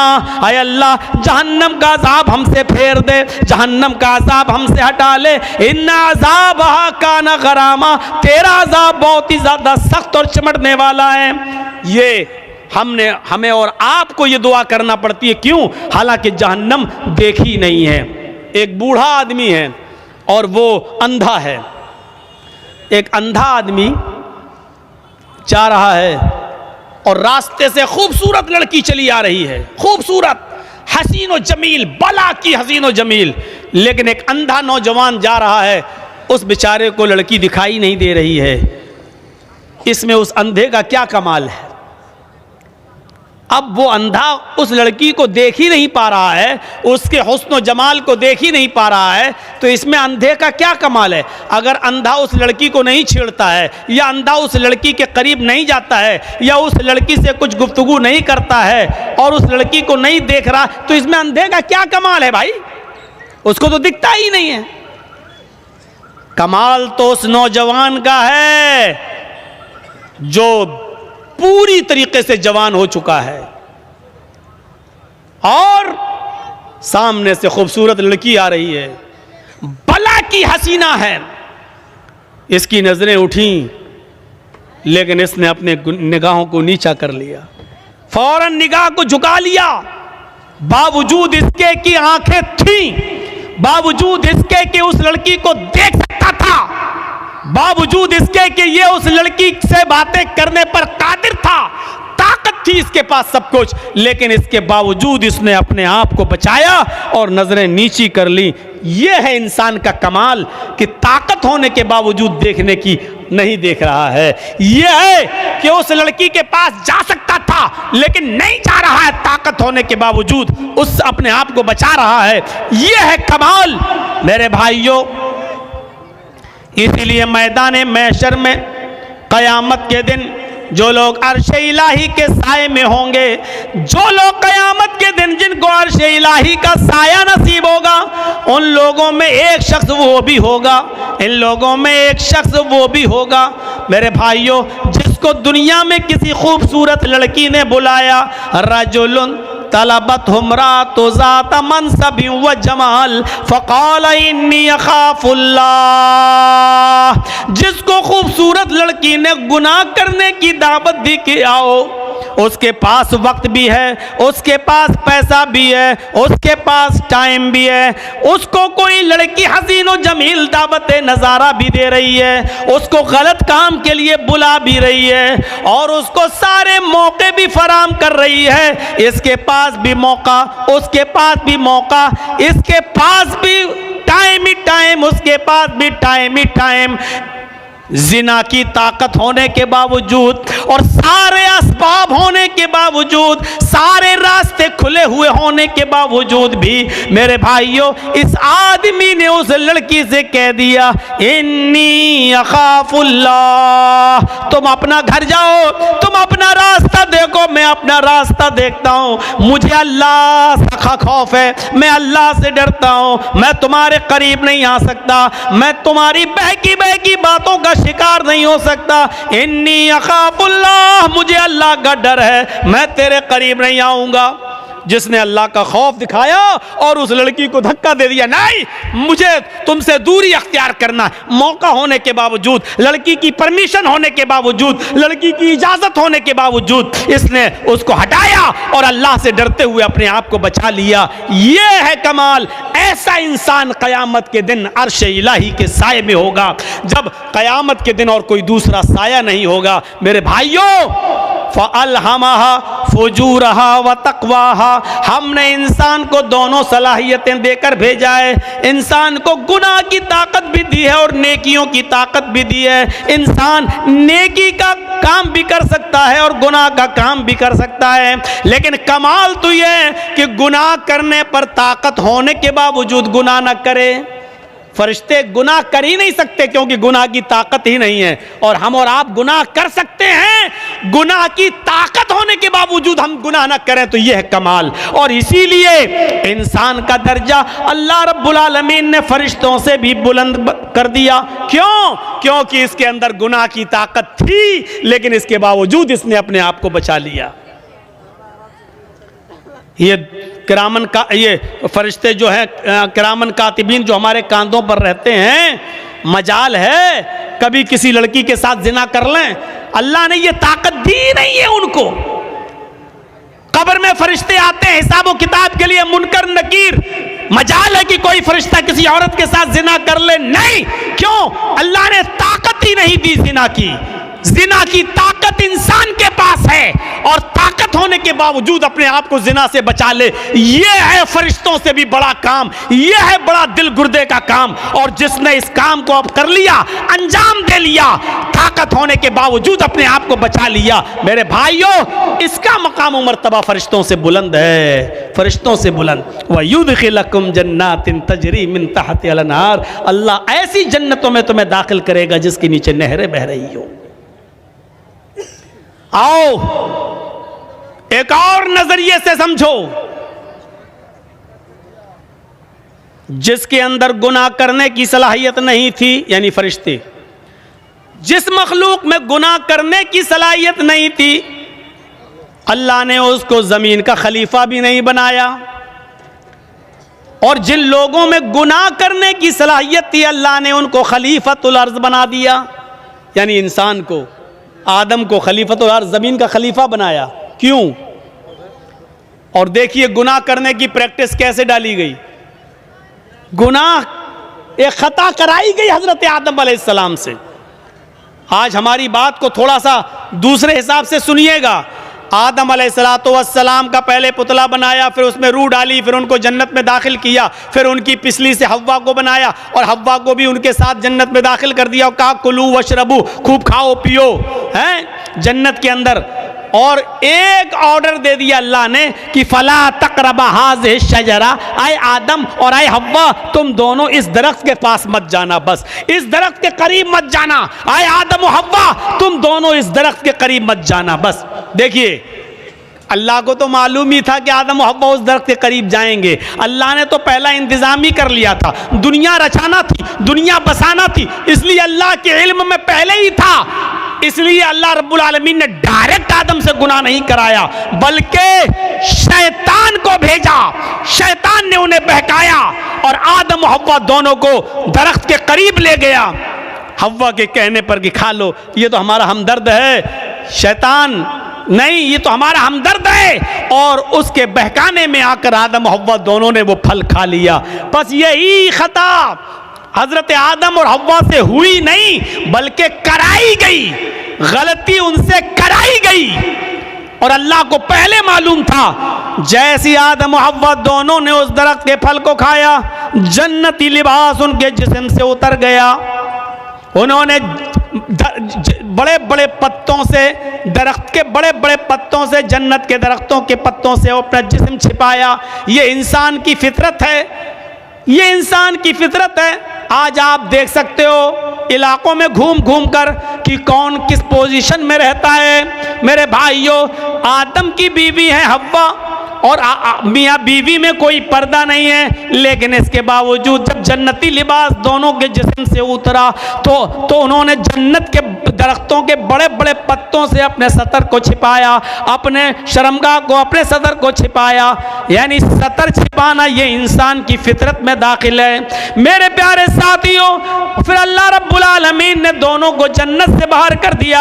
आए आदम और हव्वा, दोनों ने आज मेरी नाफरमानी की है, अब तुम दोनों के लिए जन्नत हराम है, अब तुम दोनों यहाँ से निकलो।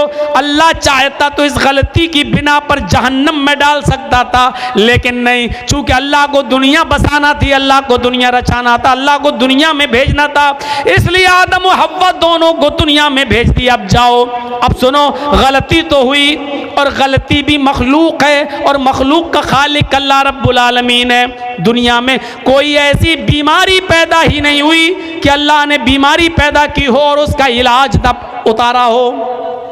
कोई बीमारी दुनिया में ऐसी है ही नहीं जिसका इलाज ना उतारा हो, इल्लल मौत, मौत के अलावा।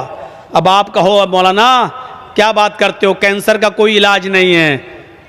इंसान की अक्ल अभी वहां तक नहीं पहुंची है। कल तक टीबी का इलाज नहीं था, लेकिन आज टीबी का इलाज आ गया कि नहीं आ गया। कल तक बहुत सी बीमारियों का इलाज नहीं था, लेकिन आज पॉसिबल हो गया है। हो सकता है कल इंसान का इल्म उसको कैंसर की खोज में भी कामयाब कर दे और कैंसर का इलाज भी इंसान ढूंढ ले। सिर्फ मौत के हर चीज और हर बीमारी का इलाज अल्लाह ने उतारा है। तो मेरे भाइयों, अगर अल्लाह ने बीमारी उतारी तो अल्लाह ने उसका इलाज भी उतारा है। इसी तरीके से अगर अल्लाह ने खता और गलती को पैदा किया है, अल्लाह ने गुनाह को अगर पैदा किया है, तो गुनाह का इलाज भी तौबा और इस्तिग़फ़ार की शक्ल में बताया है। अगर बीमारी है तो उसका इलाज भी है, अगर गुनाह पैदा किया है तो गुनाह का तिर्याक और गुनाह का इलाज भी बताया है, और वो क्या है? तौबा और इस्तिग़फ़ार। इसीलिए आदम और हव्वा दोनों को जब जन्नत से भेज दिया गया दुनिया में, तो आदम और हव्वा से जब ये खता हुई तो आदम और हव्वा ने अपनी इस खता का, अपनी इस बीमारी का, अपनी इस गुनाह का और इस गलती का इकरार भी किया और इसका इलाज इस तरीके से किया, रब्बना ज़लमना अनफुसना व इल्लम तग़फ़िर लना व तरहमना लनकूनन्न मिनल ख़ासिरीन। हज़रत यूनुस अलैहिस्सलातु वस्सलाम से अल्लाह ने फरमाया, तुम्हें जाना नहीं है, तुम्हें अपनी बस्ती में रहकर दावत व तबलीग करना है।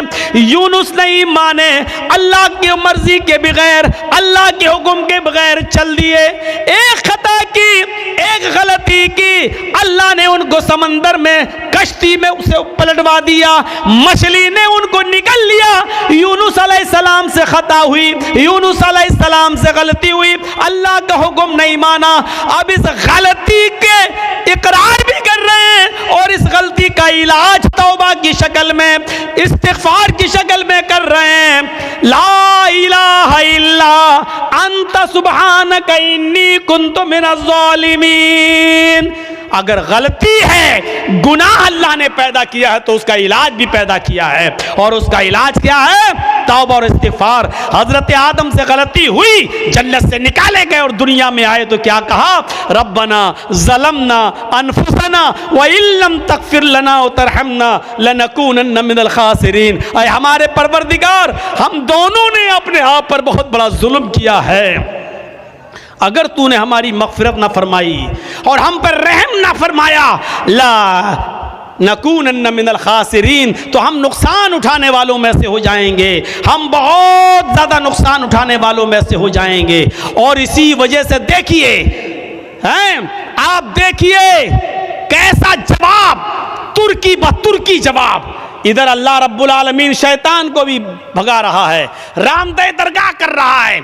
आए शैतान, आए इब्लीस, हमने कहा था आदम को सजदा कर, फसजदू इल्ला इब्लीस, सारे फरिश्तों ने आदम को सजदा किया सिवाय इब्लीस के। अबा, इनकार कर दिया, वस्तकबरा और तकब्बुर में आ गया। आए इब्लीस, हमारी नाफरमानी करने के वस तुझे भी निकाला जा रहा है, रामदे दरगाह किया जा रहा है। तो जानते हो इब्लीस ने क्या कहा था? जानते हो शैतान ने क्या कहा था? जब शैतान को निकाला गया, अल्लाह ने रामदे दरगाह किया, तो शैतान ने चैलेंज देते हुए कहा था अल्लाह से, क्या है अल्लाह इलाहुल आलमीन, हमने आदम को सजदा नहीं किया, तुझे तो सजदा करता था, तेरी इबादत तो करता था, मैंने आदम को सजदा नहीं किया। वो मिट्टी से पैदा है, मैं आग से, मैं अपने से कमतर मखलूक के सामने नहीं झुका। अरे मैंने आदम को सजदा नहीं किया तो तू मुझे निकाल रहा है, जबकि मैं तुझे सजदा करता था। रूए ज़मीन पर, पूरी कायनात पर 4 उंगली के बराबर भी कोई जगह ऐसी खाली नहीं जहां शैतान ने अल्लाह को सजदा न किया हो। इतना सजदा करता था वो अल्लाह को, इतनी इबादत करता था अल्लाह की, लेकिन एक बात नहीं मानी, आदम को सजदा करो, नहीं किया उसने। अरे हम तो कितनी नाफरमानी करते हैं अल्लाह की, और इतनी इबादतें भी नहीं हमारी। हम अपना अंजाम सोचें, अपने बारे में जरा गौर करें। शैतान ने तो चप्पे चप्पे पर सजदा किया था, 4 उंगली के बराबर भी कोई जगह ऐसी नहीं जहां शैतान ने सजदा ना किया हो, हर जगह सजदा। लेकिन अल्लाह ने कहा आदम को सजदा करो, नहीं मानी उसकी बात। नहीं अल्लाह, मैं मिट्टी से, आग से, और वो मिट्टी से, आग मिट्टी के सामने झुकेगी? अल्लाह ने कहा निकलो। और जब निकाला गया तो क्या कहा उसने चैलेंज देते हुए, कसम है मुझे अपने तकब्बुर की, आए अल्लाह इलाहुल आलमीन, आदम की वजह से तू मुझे निकाल रहा है ना, आदम की वजह से तू मुझे निकाल रहा है ना, मैं आखिरी सांस तक तेरे बंदे आदम और आदम की औलाद से गुनाह के काम कराता रहूँगा, दुनिया में भी मैं उनसे गुनाह के काम कराता रहूँगा। हम तेरे बंदे आदम से और आदम की औलाद से आखिरी सांस तक उनसे गलत काम कराता रहूँगा और उनको गुनाहों की दलदल में डालकर आखिरी सांस तक उनसे गुनाह के काम कराकर उनको आखिरी दम तक उनसे गुनाह कराता रहूँगा और उसी गुनाह पर उनको वो मौत आएगी और अपने साथ लेकर हम उनको जहन्नम में जाएंगे। आए अल्लाह, कसम है मुझे अपने तकब्बुर की कि मैं तेरे बंदे आदम और आदम की औलाद से आखिरी सांस तक गुनाह कराता रहूंगा और उनको क़यामत के दिन अपने साथ जहन्नम में ले जाऊंगा। तो उधर अल्लाह ने उसके चैलेंज को कबूल करते हुए तुर्की ब तुर्की जवाब दिया, ऐ इब्लीस, जा तू मेरे बंदे को आखिरी वक्त तक बहका, जा तू आदम की औलाद से आखिरी वक्त तक गुनाह के काम करा, जा, मैं तुझे इजाजत देता हूं आखिरी वक्त तक तू मेरे बंदों को बहकाता रहे और उनसे गुनाह के काम कराता रहे और तू उनको अपने साथ जहन्नम में ले जाता रहे। जा, मुझे तेरा ये चैलेंज कबूल है, लेकिन कसम है मुझे भी अपने इज्जत व जलाल की, मैं भी अपने बंदे के आखिरी वक्त तक की तौबा को कबूल करता रहूंगा। मैं अपने बंदे के आखिरी वक्त तक के गुनाह को माफ कर दूंगा अगर उसने सच्ची और खालिस तौबा की, यानी तौबतन नसूहा। अगर मेरे बंदे ने खालिस और सच्ची तौबा की तो मैं अपने बंदे की उस तौबा को कबूल करके और आखिरी वक्त तक के गुनाह को माफ करके अपने बंदों को जन्नत में दाखिल करता रहूंगा। तू आखिरी सांस तक गुनाह कराता रहेगा, मैं आखिरी सांस तक अपने बंदे की तौबा को कबूल करता रहूंगा। तू आखिरी सांस तक जहन्नम में ले जाने की कोशिश में रहेगा, मैं आखिरी सांस तक अपने बंदे को बख्शकर जन्नत में दाखिल करने की करता रहूंगा।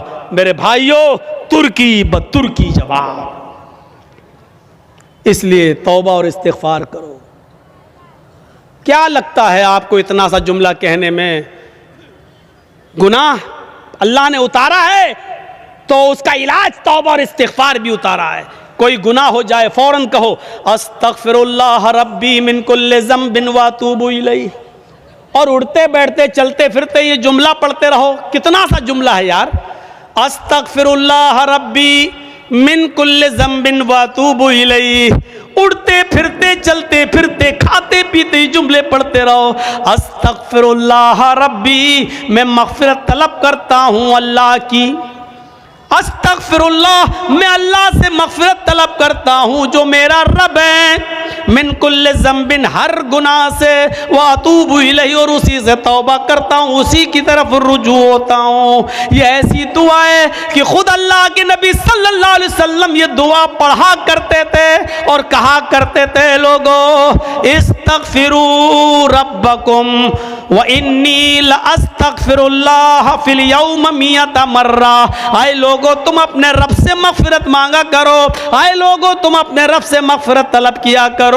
इन्नी लअस्तग़फ़िरुल्लाह फिल यौम मियत मर्रा। मुहम्मदुर रसूलुल्लाह का यानी मेरा हाल ये है कि मैं एक दिन में 24 घंटे में सुबह और शाम में 100 से ज़्यादा बार अल्लाह से मग़फ़िरत तलब करता हूँ, अल्लाह से इस्तिग़फ़ार करता हूँ। मेरा हाल ये है कि मैं 100 से ज़्यादा बार अल्लाह से मग़फ़िरत तलब करता हूँ। अल्लाह ताला ने अपने नबी मुहम्मदुर रसूलुल्लाह को हुक्म दिया, वक़ुल रब्बिग़फ़िर वरहम व अंत खैरुर राहिमीन। वक़ुल रब्बिग़फ़िर, आए मोहम्मद सल्लल्लाहु अलैहि वसल्लम कह दो, ये कहते रहो, रब्बिग़फ़िर, अल्लाह मेरी मग़फ़िरत फरमा, वरहम, मेरे ऊपर रहम फरमा, व अंत खैरुर राहिमीन, और तू बहुत ज़्यादा रहम करने वाला है। मेरे भाइयों, इन जुमलों को अदा करते रहिए। अल्लाह के नबी भी कहते थे, वह इन्नी लअस्तग़फ़िरुल्लाह फिल यौम मियत मर्रा। अल्लाह के नबी भी कहा करते थे, हैं, अस्तग़फ़िरुल्लाह रब्बी मिन कुल्लि ज़ंबिन व अतूबु इलैहि। ये मग़फ़िरत तलब करना बहुत ज़रूरी है। और जानते हो मग़फ़िरत के फ़ायदे क्या हैं? मग़फ़िरत के फ़ायदे क्या हैं? हज़रत नूह अलैहिस्सलातु वस्सलाम ने अपनी कौम से कहा था, जब कहत पड़ गया, बहुत ज़्यादा सूखा पड़ गया, तो अपनी कौम के लोगों से कहा था, क्या कहा था? वस्तग़फ़िरू रब्बकुम इन्नहु कान गफ़्फ़ारा। आए मेरी कौम के लोगों, अपने रब से मग़फ़िरत तलब करो।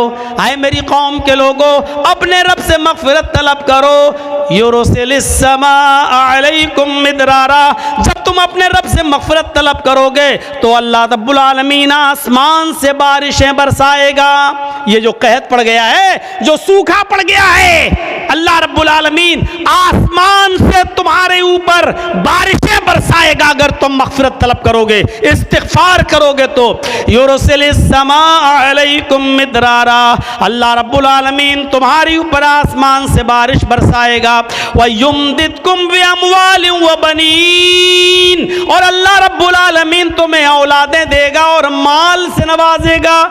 व युमदिदकुम बिअमवालिन व बनीन, अल्लाह तुम्हें माल भी देगा और औलादें भी देगा। यानी अगर किसी का माल रिस्क में कमी आ गई है, मालो दौलत में कमी आ रही है, बरकतें नहीं हो रही हैं, तो गौर करो कि उसके गुनाह बढ़ गए हैं, मग़फ़िरत तलब करो, अल्लाह से इस्तिग़फ़ार करोगे तो अल्लाह तुम्हें माल भी देगा, वह बनीन, और तुम्हें औलादें भी देगा। वह यजअल लकुम जन्नातिन व यजअल लकुम अनहारा, और तुम्हें बागात अता फरमाएगा और चश्मे जारी करेगा, तुम्हें नहरें अता फरमाएगा। यानी मग़फ़िरत तलब करोगे तो ये नेमतें अल्लाह रब्बुल आलमीन तुम्हें देगा।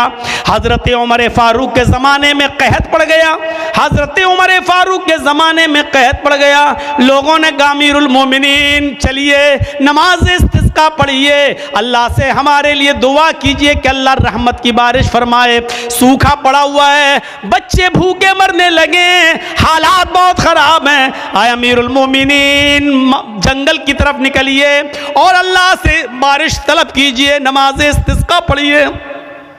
अल्लाह हजरत उमर फारूक रज़ी अल्लाह ताला अन्हु तमाम लोगों को लेकर निकले, तमाम लोगों को लेकर जंगल में निकले, नमाज इस्तिस्का पढ़ी और सिर्फ आसमान पर हाथ बुलंद करके इतना फरमाया, आय अल्लाह नस्तग़फ़िरुल्लाह नस्तग़फ़िरुल्लाह, अल्लाह हम सब इस्तिग़फ़ार करने आए हैं, हम सब मग़फ़िरत तलब करने आए हैं। हज़रत उमर ने ये नहीं कहा अल्लाह तू मेरे ऊपर रहमत की बारिश फरमा, ये नहीं कहा कि अल्लाह तू हमारे ऊपर रहमत की बरखा फरमा, एक कतरा पानी का नहीं मांगा। हज़रत उमर ने सिर्फ ये कहा अल्लाह मेरी मग़फ़िरत फरमा, हमारे साथ जितने लोग आए हैं अल्लाह इन सब की मग़फ़िरत फरमा दे, अल्लाह हमारे गुनाहों को बख्श दे, अल्लाह हमारी मग़फ़िरत फरमा दे। इतनी दुआ मांगी और लौट के वापस चले आए। जब अपने घर पे आए तो तमाम लोगों ने घर घेर लिया। हज़रत उमर बाहर निकले, लोगों ने गामीरुल मोमिनीन ये क्या हो गया आपको, आप जंगल में हम सबको लेकर निकले,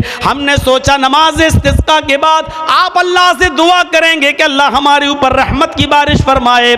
आपने बारिश के लिए एक लफ्ज़ भी अल्लाह से नहीं मांगा, आपने एक कतरा पानी भी अल्लाह से दुआ नहीं की और आप मग़फ़िरत की दुआ करके चले आए। फरमाया ऐ लोगों क्या तुमने ये नहीं पढ़ा, वस्तग़फ़िरू रब्बकुम इन्नहु काना गफ़्फ़ारा, अपने रब से मग़फ़िरत तलब करो, वो बहुत ही ज़्यादा बख्शने वाला है। युरसिलिस समा अलैकुम मिदरारा, जब मग़फ़िरत तलब करोगे तो अल्लाह आसमानों से मूसलाधार बारिश बरसाएगा।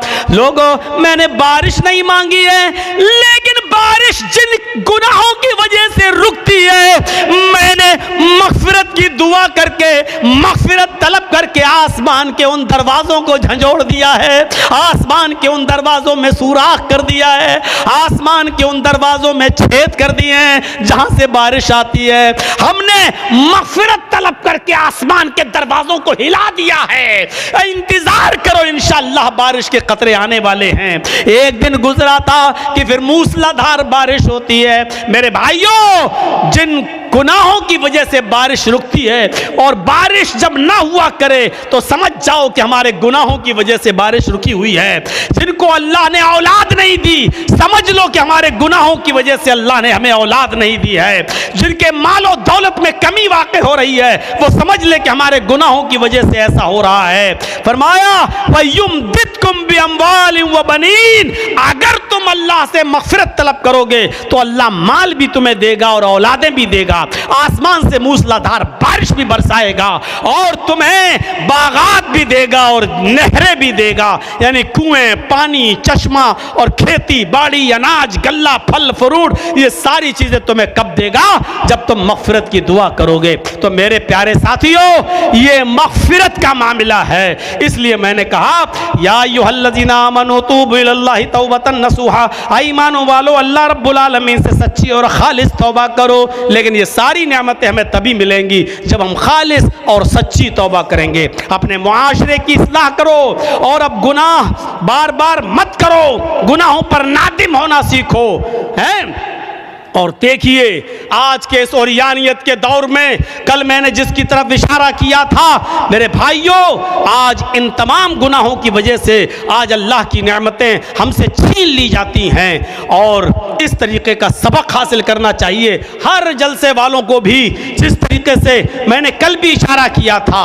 आज जलसों में भी बड़े अजीब व करीब के आप जाइए, अब कल मैं जा रहा हूँ कटिहार की सरजमीन पर, देखिएगा कैसा खल्त मल्त होगा, मेला लगेगा, मैं मर्द और औरतों की भीड़ लगेगी, और जब लास्ट में मेरी तकरीर होगी तब जाकर सब इकट्ठा हो जाएंगे, और उससे पहले मार्केटिंग होगी, शॉपिंग होगी, जलसों में बदनज़मी होगी, मर्द और औरतों का इख्तिलात होगा। मेरे भाइयों, ये बड़ी अच्छी चीज़ है जो हमें नीमा के जलसे में देखने को मिलती है कि अल्लाह का शुक्र है कि यहाँ के लोग इस तरीके का इंतज़ाम करते हैं कि मर्दों का औरतों के साथ और औरतों का मर्दों के साथ इख्तिलात ना होने पाए हैं, और दुकानों पर औरतें ना आए, इस तरीके का इंतज़ाम करते हैं। और ये बहुत बड़ी चीज़ है। बहुत से दुकान वाले बेचारे लड़ते भी हैं कि आप क्यों लेडीज़ को रोक रहे हैं, क्यों नहीं आने देते हैं हमारी दुकान पर, हम चंद रुपया कमाने के लिए। मेरे भाइयों, आज जलसे वालों ने भी जलसे दूसरी सरजमीनों पर इसीलिए करना शुरू किया, लोगों ने उनको मशवरे दिए, भाई मेले ठेले बंद करो, तो जानते हो क्या कहते हैं, अगर मेला नहीं लगाएंगे तो भीड़ नहीं होगी, और भीड़ नहीं होगी तो औरतें नहीं आएंगी, और औरतें नहीं आएंगी तो हमारे जलसे में चंदा नहीं होगा। यानी उनको जलसे का मकसद दीनदारी नहीं है, उनका जलसा कराने का मकसद सिर्फ चंदा और ताउन है, दीन का हुसूल नहीं है। वो कहते हैं कि जब तक दुकानें नहीं लगेंगी, मेला नहीं लगेगा, औरतें नहीं आएंगी, और जब औरतें नहीं आएंगी तो भीड़ नहीं होगी, और जब भीड़ नहीं होगी तो चंदा नहीं होगा। मेरे भाइयों, जब हमारी सोच ये हो जाए तो ऐसे जलसों से फिर क्या फ़ायदा होगा, और क्या हमें मिलेगा, और क्या हम सीख कर निकलेंगे। इन्नमल अमालु बिन्नियात, सारे अमलों का दारो मदार तो नियतों पर है। और जब हमारी नीयत में पहले ही ये है कि हम जलसे में मेला इसलिए लगाते हैं कि औरतें आएं, और औरतों को इसलिए बुलाते हैं ताकि भीड़ हो, और भीड़ इसलिए हो ताकि हमारे मदरसे का चंदा हो, तो ऐसे जलसों से हमें कुछ नहीं मिलेगा। कोई दीन और कोई दीनदारी हमारे माहौल में और हमारे समाज में नहीं आएगी। इसलिए दुआ कीजिए कि अल्लाह रब्बुल आलमीन हमारी भी इस्लाह फरमाए, हमारे जलसों की भी इस्लाह फरमाए, इजलास की भी इस्लाह फरमाए। यही चंद बातें मुझे आपके सामने रखना थी। इस उम्मीद के साथ रुखसत होता हूँ कि इंशाअल्लाह हम गुनाहों से बचेंगे और हम गुनाहों पर नादिम होंगे, गुनाह को तर्क करेंगे, और आइंदा कभी उस गुनाह को दोबारा न करने का अज़्म और हौसला पैदा करेंगे। इलाहुल आलमीन तो हमारे गुनाहों को बख्श दे, हमें माफ़ फरमा दे, हमारे गुनाहों को ऐ अल्लाह तू नेकियों से बदल दे। इलाहुल आलमीन जब तक तू हमें ज़िंदा रख, इस्लाम पर ज़िंदा रखना, और जब हमारा खात्मा हो तो ईमान पर हमारा खात्मा फरमाना। वमा अलैना इल्लल बलागुल मुबीन व आखिरु दावाना अनिल हम्दुलिल्लाहि रब्बिल आलमीन। अस्सलामु अलैकुम व रहमतुल्लाहि व बरकातुहू।